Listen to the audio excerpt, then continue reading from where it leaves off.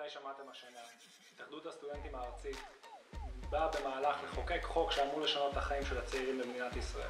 לטפל בכל הבעיות שהכי מפריעות לנו כסטודנטים וכאנשים צעירים. לנסות ולעזור בנושא שכר לימוד, התחבורה, בעיות הדיור השונות שיש לסטודנטים בארץ. אנחנו כאגודת הסטודנטים בבינתחומי רוצים להשמיע את קולנו ולהשמיע את הקול של הסטודנטים שלומדים פה.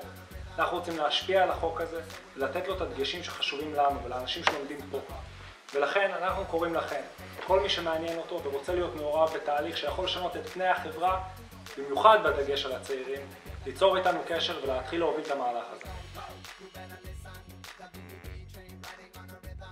הרעיון הוא כרגע בעצם לגבש פה צוות שיכול באמת לתחקר ולגלות מה הבעיות הכי עמוקות והכי חשובות לנו כסטודנטים במרכז הבינתחומי ולגבש את ההמלצות האלה. אנחנו כרגע כבר עובדים יד ביד עם התאחדות הסטודנטים הארצית והם מחכים לשמוע את האינפוטים האלה. הם מחכים לשמוע איפה אנחנו יכולים להשפיע ולשנות את החוק הזה ולהתאים אותו לסטודנטים שלנו.